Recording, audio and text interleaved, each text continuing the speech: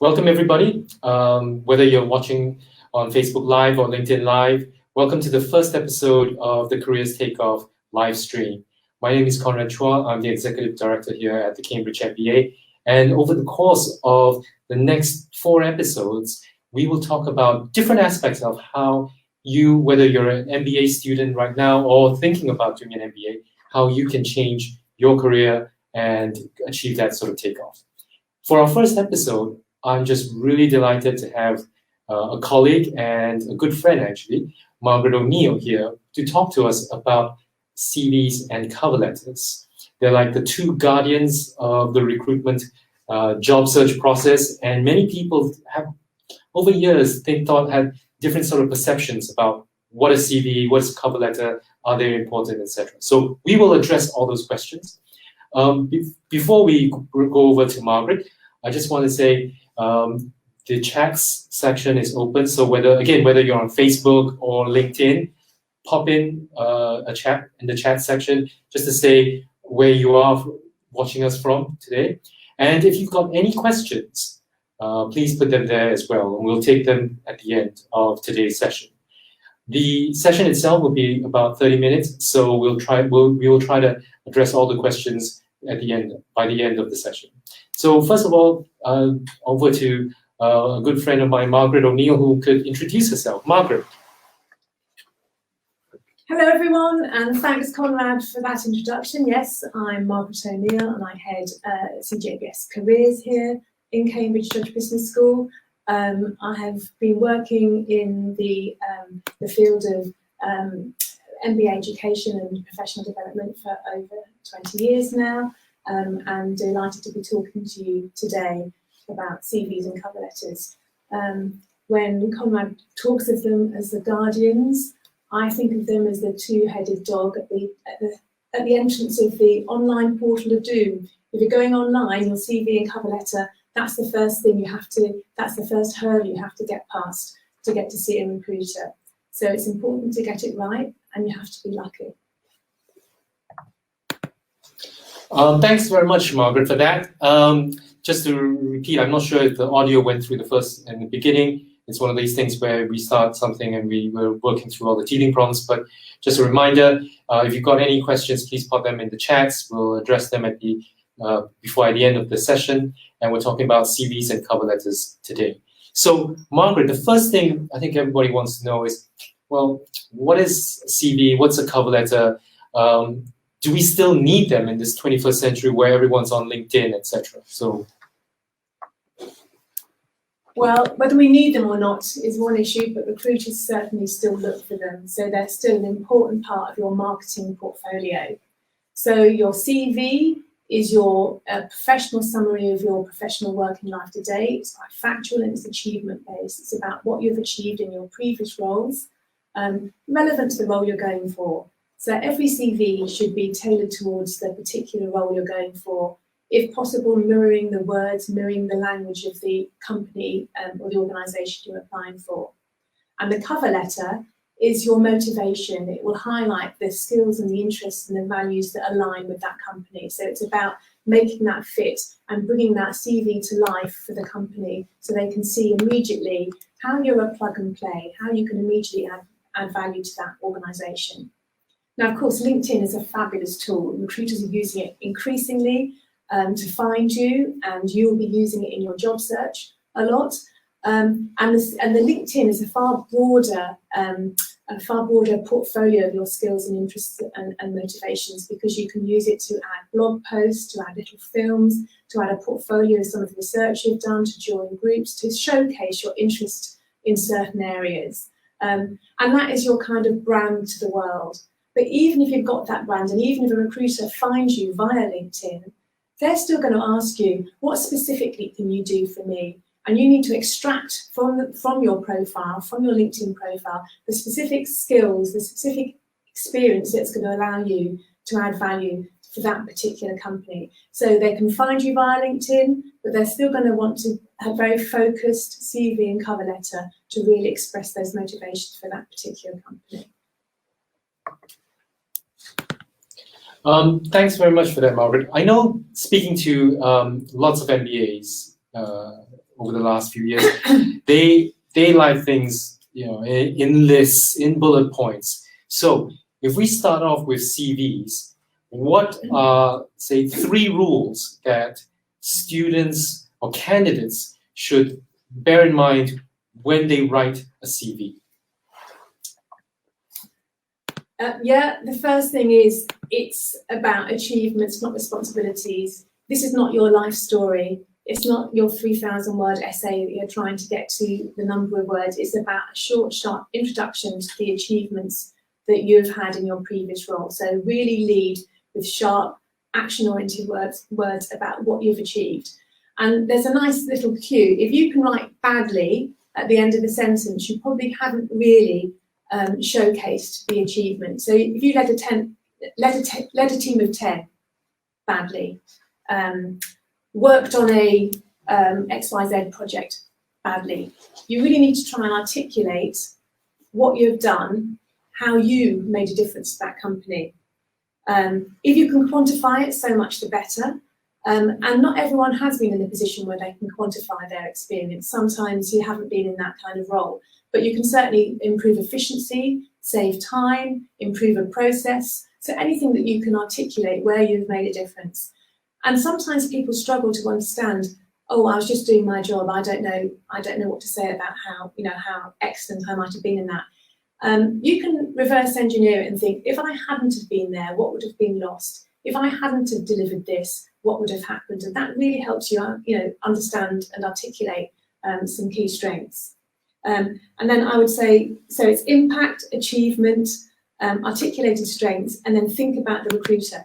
The reason why we ask you to write things in a certain way, particularly at Cambridge and at every business school, is that we always put the recruiter first. They are reading dozens of these, and they want to be really easily find out what you've done and what you've achieved. And they're often looking for the F or the E-shaped CV. So the F is like this, the E. So they're looking at your credibility, your academics, your how the university you went to, your achievement, your GPA, how well you've done up there. The Cambridge University tip, that's great. Then they'll go down to each bullet, and they'll probably look at your job title. They'll look at the company you work for, and they're going to look at the first couple of bullets. And if they're not intrigued and wanting to read more by then, you've lost them. There's what they call the golden half page. So they're going down, down, down, down, and they've decided whether or not they're going to read on by then. And then they might go down to the bottom and look at your interests, because that lends a bit of colour to your CV. So really, we'd say lead with your most impactful bullets first, because that might be all they read. Chronologically, you have to be in chronological order, but within your business experience, you can change the order of bullets that you lead with the things you're most proud of and the things you most want to talk to and talk about. So that's my advice on the bullets. It's not a life story. It's only relevant to the company you're going for. You might have a spreadsheet full of achievements elsewhere, but what you're going to be doing is pulling out the ones that are most relevant for the job you're going for. So you make it really easy for them to make the match. It's really frustrating to see really bright people throw away an opportunity by trying to put everything in a CV. When I see a wall of words, it really puts me off before I even started to read the document. So you need to leave some white space around it so it makes it easy on the eye. Don't try and use a smaller font. Don't try to use a fancy font. No underlining, bolding, different kinds of ways of italicizing. It makes it look dizzy and uncomfortable. Make it a clear, calm assertion of your key differentiating strengths relevant to that role, indicated by achievements. That's my advice. That's great stuff, Margaret. And when you talked about those, the different kinds of CVs and thinking about that E-shape, F-shape, it just reminds me of the heat map that you sometimes see on TV. So if you're a sports fan like myself, I love watching football. And in the last couple of years, they have these heat maps where they show you where players tend to spend most time on the pitch. And they've had studies about this where they track the recruiter's eyes as they scan through a CV, and most of that attention really is along that left-hand side, and so it's very important for you to make your dates very clear. The chronology has to be clear, and as well as the companies, and try to use those bullet points to show that sort of progression. My own experience, actually, I read tons of ECVs now because I have to look at applications for people who want to come into the Cambridge MBA. And like most recruiters, I personally spend maybe 30, 45 seconds on a CV. It's really just scanning. And when I do that, I tend to think about things like, is there a natural progression that I can see? Are there the achievements and accomplishments quite clearly laid out? Are they quantifiable, etc.? And things that I will just bear in mind would be, are there any gaps in those employment, for example? That's not in and of itself reason to disqualify somebody, but it's something that I'll bear in mind. And if there's something interesting in the CV, like certain responsibilities, certain career transitions, yet again, I put that in the back of my mind. And that actually is a good segue to the next section, which is the cover letter. Because personally, again, when people apply for the Cambridge MBA, they have to write certain essays. So all those things that struck me about the CV, I want to see that addressed in a cover letter. But Margaret, what do you feel is the things that people need to look out for when writing a cover letter? Thanks, Conrad. So we always say express your motivation for the company and your real enthusiasm for this role. And one of the mistakes we see is people thinking that in the first paragraph, if they just say, I'd love to work for Credit Suisse because it's the top banking industry in the world with a turnover of X, Y, Z, it's very dull for the recruiter to read, and it's telling them what they already know. So when we say special motivation, it needs to be a motivation that you can talk about something about their mission, their values, their project, or something that resonates with you, that you've got evidence to support why this has inspired you to apply to them. This letter should be only written for this company and could only be from you. So you shouldn't be able to cut and paste and slice it out into another cover letter. And Conrad will concur that we have seen applications where quite clearly they've forgotten to cut out Oxford or London and put Cambridge in instead. And it does happen a lot, and recruiters will see that a lot as well. And then we want to see you really hitting what they're asking for. So there, again, there's key differentiating strengths and how you can add value to that company, bringing some light and some interest to your CV, and drawing out some key points that might be relevant to that role, and wrapping up with how you'd be great together. So it's an incredibly subjective topic. You can give your cover letter to 10 different people and you'll get 10 different responses. I would suggest there's always going to be some commonalities there, that they're saying it's too long, you're too fluffy, you haven't got to the point. In that case, listen to it. And I would say less is more, always under a page. Get to the point, get to the point, get to the point. This is not going to get you the job, it's going to get you the interview for the job. So you need to hit what they're asking for. And if possible, just leave a couple of teasers in there about something that you're doing extracurricularly that will allow them to have a conversation with you when you arrive at interview. But yeah, it's not like CV. It's not your life story. It's your motivation and fit for this particular company in under a page, clearly defined, so that they can see how you can add value. Yes, that's really great advice, Margaret. And again, from my own personal advice, reading all those applications, it's really the ones that have that personal touch that really stand out for me. It's really easy. It's actually very easy for anyone to write a cover letter by copying and pasting some stuff that you find on the company's website, right? And that in itself may be a useful thing to do because you're mirroring the language that the company uses. So that's something that I would suggest that you do, but not go overboard with it. But it's really the ones that tend to are not afraid to actually go above and beyond the normal. They come up with examples that they've done that only they could have written because it's them, right? And from when I read that cover letter, when I read that application essay, in conjunction with the CV that I've already had a couple of points in my head after 45-second scan, these examples really draw me into reading that cover letter, sometimes a few times, because it's just such a joy to read. And at the end, I'm thinking, I really want to speak to this person. I'm going to invite him or her to the interview, right? So that's I think the bottom line in terms of what you want to do with a CV, what you want to do with a cover letter. Always think about the reader, think about how you're going to draw that reader into your story. And I think before I throw back to Margaret, I also want to say is part of thinking about the reader is that the reader could have read hundreds of CVs and cover letters by the time they got to you. So again, don't be afraid to personalize it. Try something. If it's funny or if it's a bit quirky, if you do it in a little bit of dose, right, that might work, because then it really stands out when someone's reading it, right? And just bear in mind, think about the company culture as well. So if the company is something that's very creative, very innovative, then maybe you can up that volume on the humor side. But if the company is a bit more staid or a bit more formal, then maybe just a little subtle humor would be enough.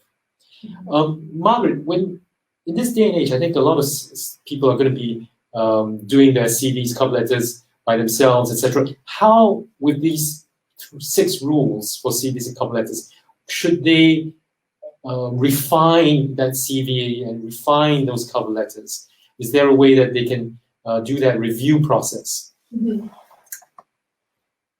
So I've just spent this morning doing an application review with some of our MBAs, and I'm doing another session this afternoon. And I really do think these group review sessions are more effective than asking sequentially. If you ask 15 people, you'll get 15 different pieces of feedback. These things are very subjective. And if you do it sequentially, you're spending a lot of time, one after the other, revising, and taking a lot of time and possibly coming full circle again.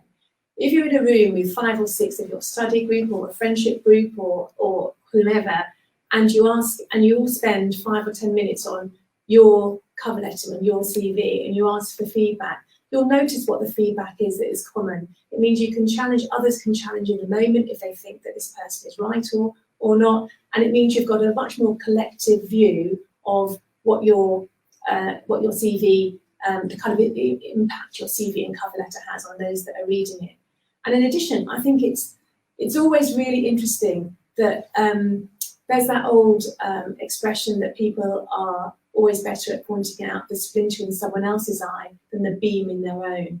And quite often when you're doing these critical reviews in a supportive manner, you will find that you're most critical about those areas that you're most impacted by. So you might find that you're giving feedback to someone, it makes you think again about your own, I do that too. The thing that you're honing in on is something that you're actually quite troubled by or quite, prone to doing yourself.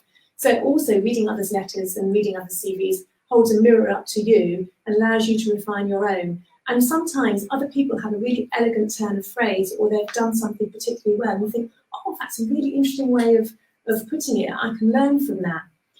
Some people are very averse to doing this because they think someone's going to steal their ideas or, steal their bullets. But my view is, we work in a collaborative environment here. No one can steal your life. Only you are you. Only you can tell your story effectively about the impact you have had. And these people are in service of you to help you tell your story and present yourself the best way you can. So I think teaching and being a teacher to others and helping others collaborative in that really, really helps. And there was one more thing I was going to add when we were talking about this. Particularly if English isn't your first language, obviously get it checked if you can by a native English speaker. But even native English speakers can fall into trouble here by being over flowery with their language, using too many adjectives. It really slows down the energy of a punchy page if you put too many adjectives in there. One, it sounds like you're overselling. And 2, it just slows down the energy of the narrative. So really be ruthless about editing and get to the point, strip out anything that isn't necessary, that isn't really adding to the impact of what you're saying. So yeah, peer review, get people to be brutal and be really honest right back to you. Try and do it in a group first before you go maybe to 1 or 2 trusted advisors, so you've got it in the best shape you can. And then own your own story. This is your narrative, your voice, your authentic piece of marketing material, so then own it. Thanks very much, Margaret. I'm just as we come down to the last 10 minutes or so, I wanted to maybe ask Margaret whether there's actually different kinds of CVs. And I say this because every year when we get a new class, and our class comes from all over the world, we have people who say, you know, but Margaret, Conrad, you tell us all this, but actually, you know, back where I'm from in Germany, for example, we have 7-page CVs. In fact, if you have 1 page, we don't trust you, right? There's something you're hiding. Or in different places, they want to have a whole list of every school that you've been to, down to you know, back to your primary school. So, Margaret, do you feel that there is this cultural difference in CVs, or are we now converging to this 1-page CV that we see all the time now? Honestly, I would say yes, we're converging towards the 1-page CV. We were living in a fast-moving, really hectic world. People just don't have the time. What you said before about that recruiters looking and the heat maps, they did an exercise on that, and most recruiters spent 6 seconds first glancing at a CV to decide whether they're going to be further or not. They're not going to read 7 pages. So there are cultural differences. I know in Germany you'd have a photo, here you wouldn't do. In some areas, if you're applying for a certain job, they might want to see your deals, a separate page of deals. Obviously, if you're going for an academic job, they want to see your publication. So you go with the cultural norms of your country and of the organisation you're going for. But I would say most organisations would have an application form to capture those other areas that they feel is most relevant. And the 1-page CV is still the snapshot of your professional experience that allows them to get an overview, of you. There are strengths-based CVs, there are curriculum-based CVs based on date and timeline, skills-based CVs.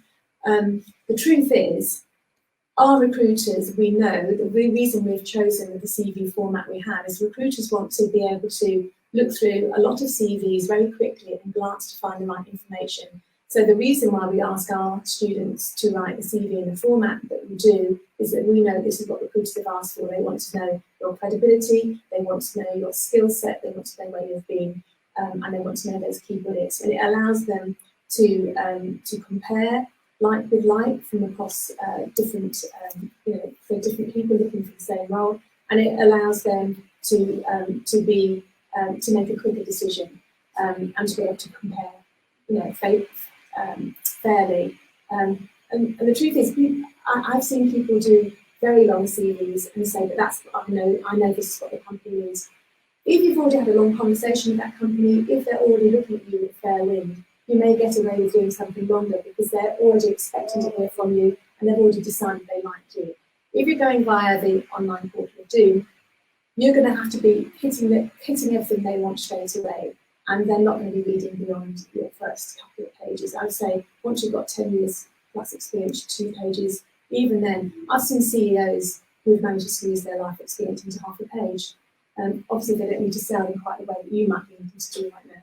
But I do think the 1-pager is that snapshot of your life, and it tells them that you can articulate your key strengths in an economic and effective way, and that's what they'll want you to do for their clients when they're out and about as well.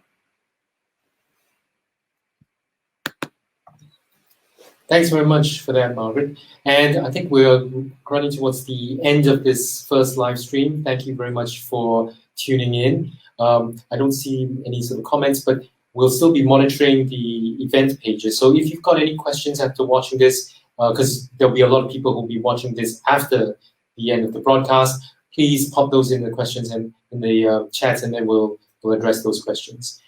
With that, I just want to say thank you very much for joining. good luck on writing the CVs and the cover letters. And the next episodes of the live stream will be looking at different aspects, including things like virtual interviewing, your social media presence, and also issues such as diversity and inclusion in the workplace. So till the next time we see each other, I'm Conrad Chua, and this is Margaret O'Neill from the Cambridge MBA. Thank you very much. Have a good day.